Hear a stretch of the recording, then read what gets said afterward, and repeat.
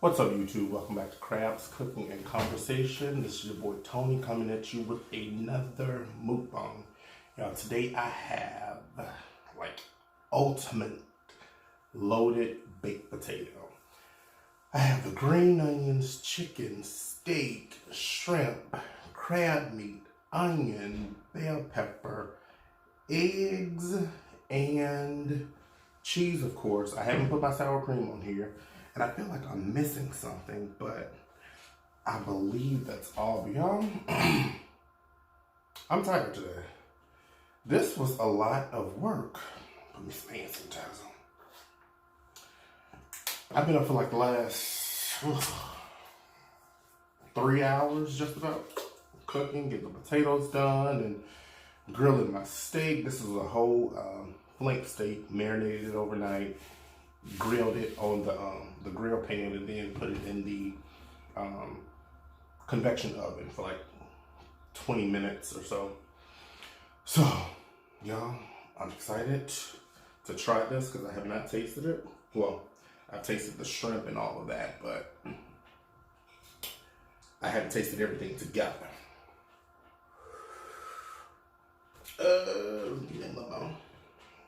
I love sour cream.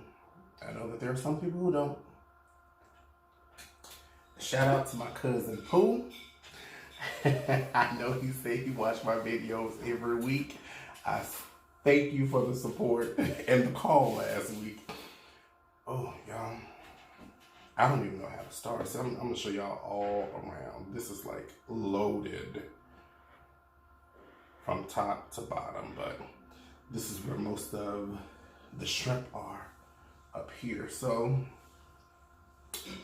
I'm gonna try to go in. Oh, I know it's gonna fall. See, it's hot.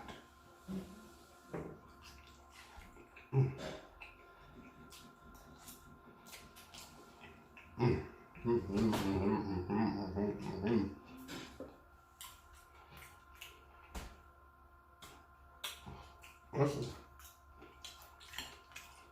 really good. I still haven't got much potato yet. We got plenty of toppings. So,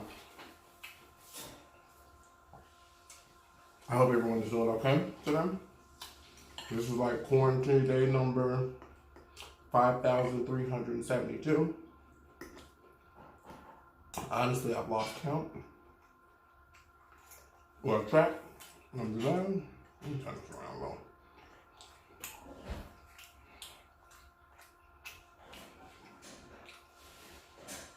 But I hope everyone is holding on and doing okay and able to pay their bills and everything.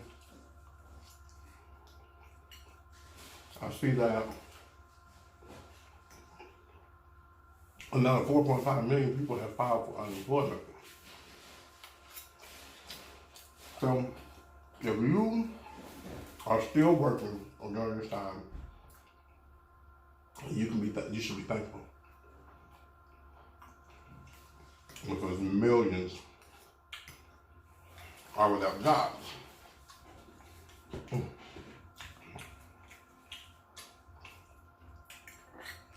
Yeah, that's all right with me.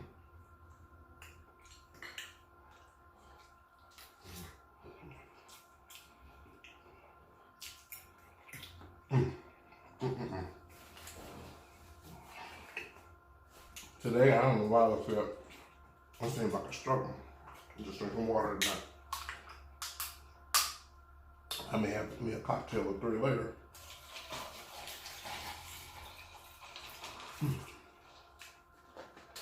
That is so good. Y'all gotta try this.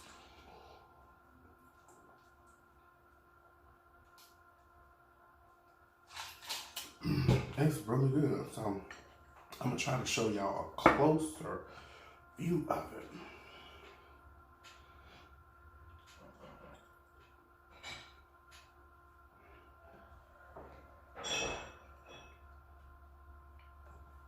Don't that look good, y'all? Well, it is. And if y'all were here, I would share it. because I know I'm not going to be able to finish all of them.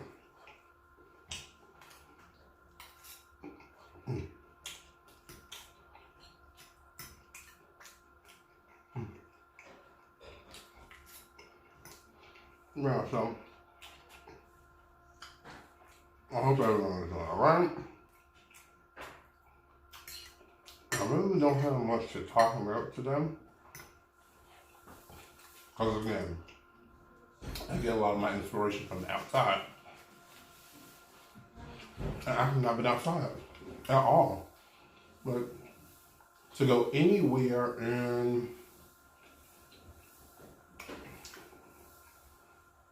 I think it's been about 8 or 9 days since I've actually left the house. But anyway. But still good, still kicking. I'm thankful to be working right now.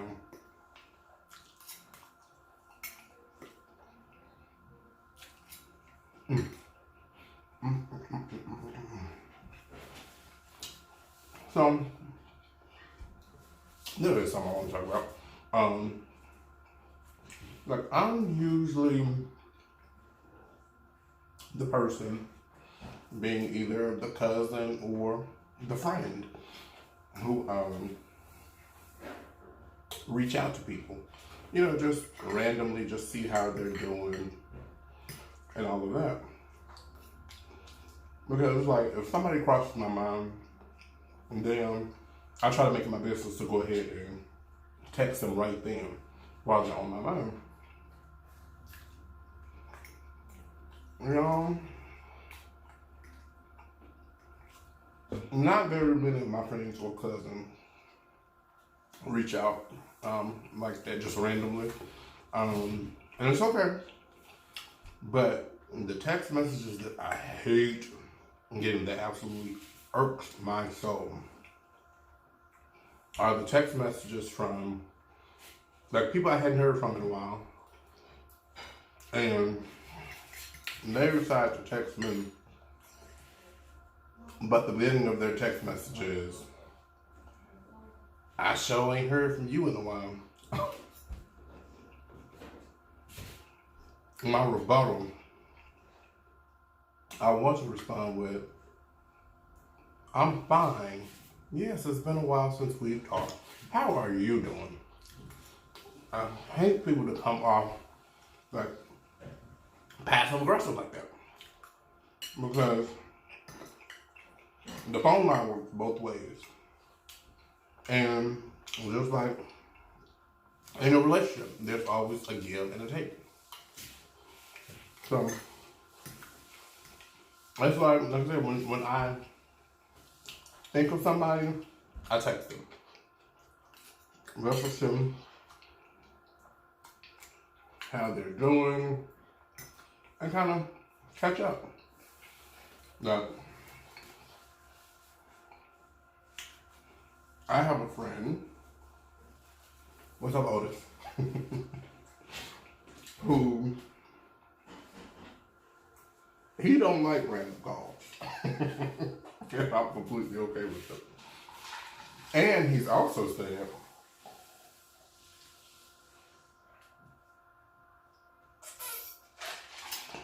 in the middle of, like, if we are texting, he prefer to continue to communicate that way, but don't just in the middle of texting randomly call him. So I used to mess with him, but it's like that's his thing, that's his pet peeve. So I try to respect that. And it's like if we are in the middle of texting and I'm about to start driving, I send him a text message first and ask like, hey, is it okay to call you? Because I know how pet peeves are. Because like I said, I have them myself. Oh, the cheese is so good.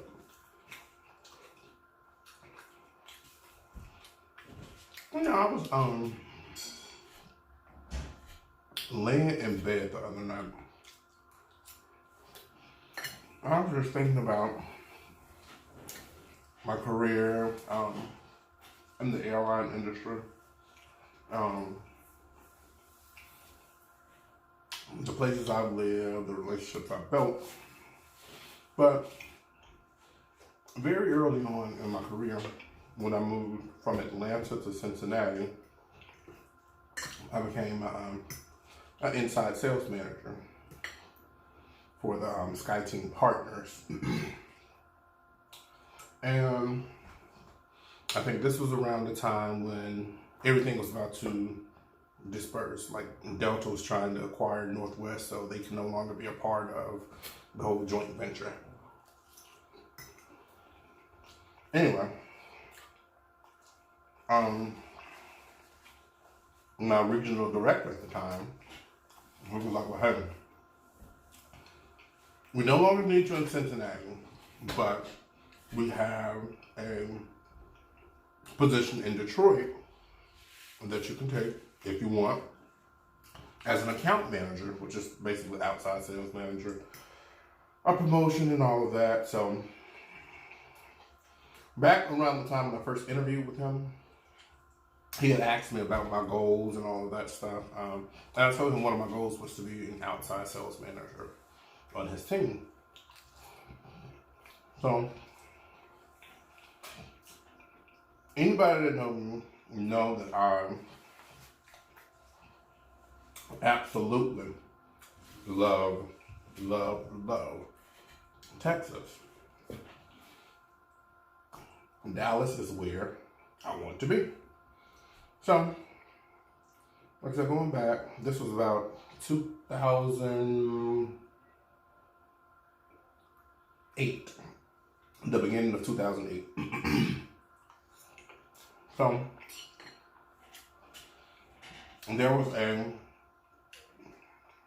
so I'd already kind of verbally said, yeah, I want the job in Detroit. So,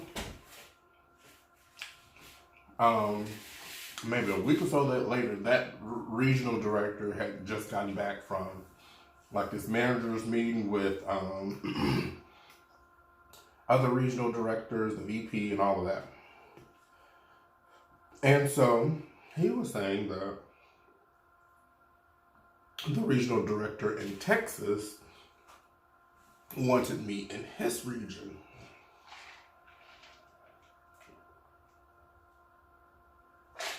And y'all, I was like, oh my God, really? So I was like, well, no, I want the position in Dallas. I want that position. And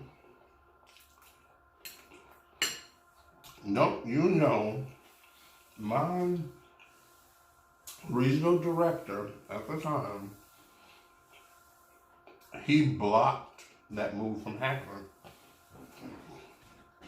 Completely blocked it.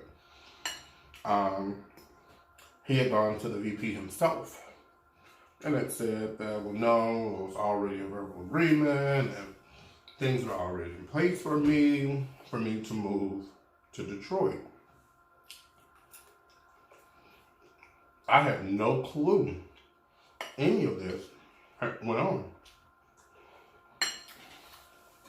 But once I found out, it still really wasn't too late.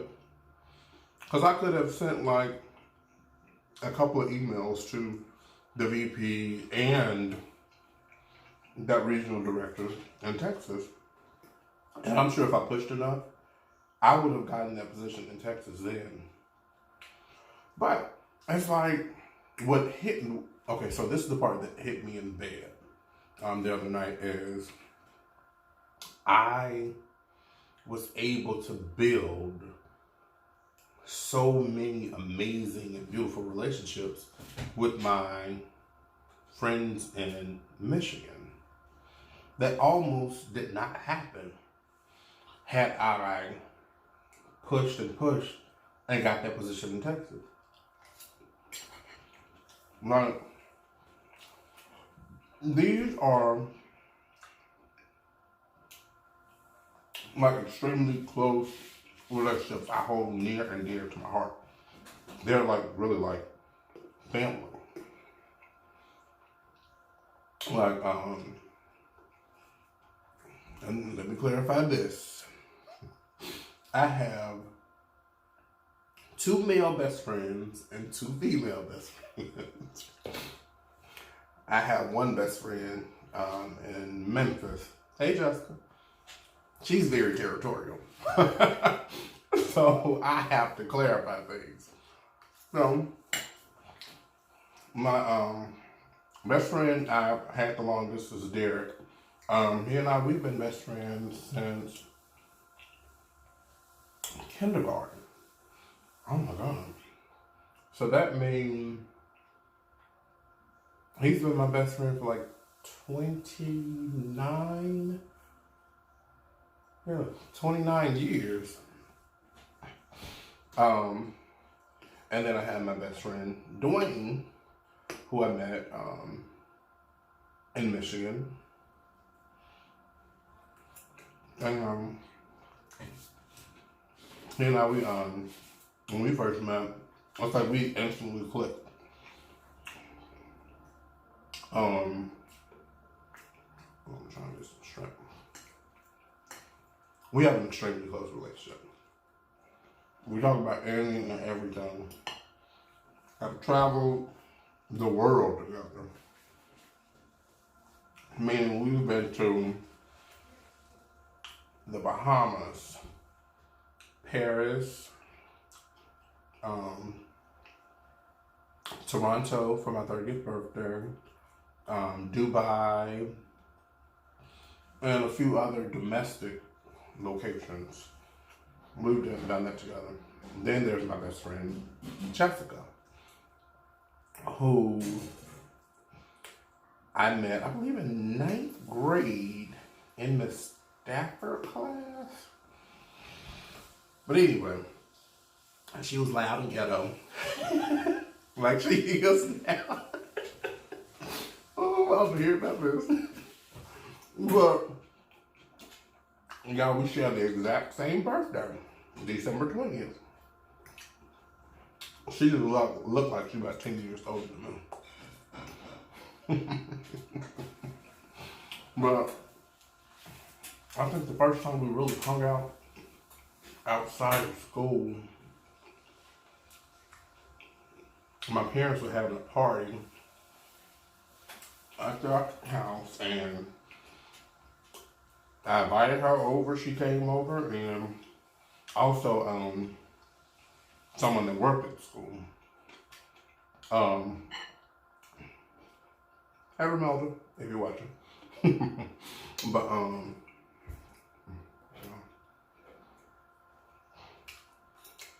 I was like, we've been close ever since.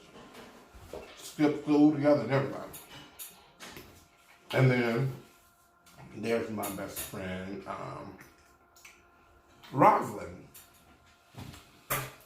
She is really, she is the female version of me. What's Megan? What is it? Megan the Stallion? Her song.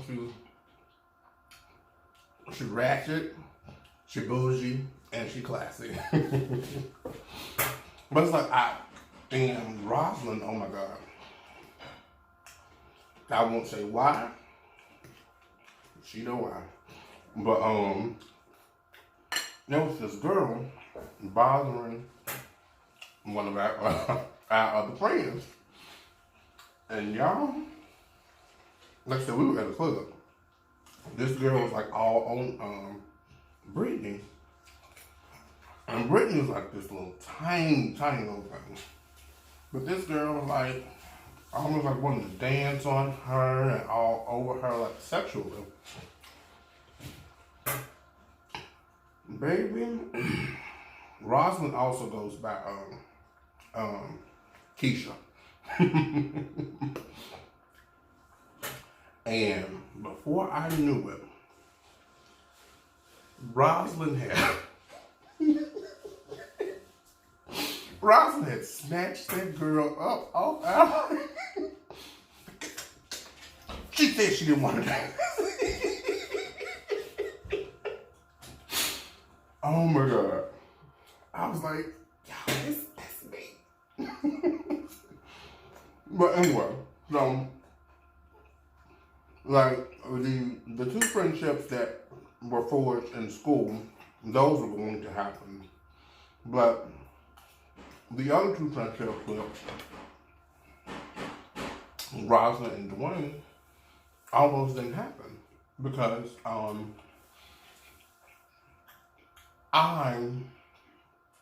had I just pushed and sent a couple of emails, my whole life trajectory would have been altered and changed. Like I said, these were like beautiful relationships that I would have never ever had the opportunity to. And it's like I don't know why, but y'all, that it's like it just hit me. And like I said, this happened 2008, 12 years ago. Never thought about it, any of it. And like I said, like 2 nights ago, it just hit me out of nowhere. Like, wow. A lot of my friends and friendships and relationships that, you know, people that I'm extremely close with would have never happened.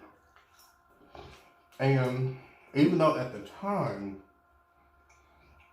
I felt slighted and felt like, you know, this man was trying to hold me back because I so badly wanted to be in Texas. But it's like, had he not, like I said, a lot of these great people I wouldn't know today. So, I guess a message that I'm trying to convey is, no matter what the situation is now, and whether it's what you want or not, in the end, it's all working together for the good. That you'll be able to look back on it years later and be thankful for the path that you did go down. Whew. I'm looking full. I really am. I didn't know I was going to eat this much.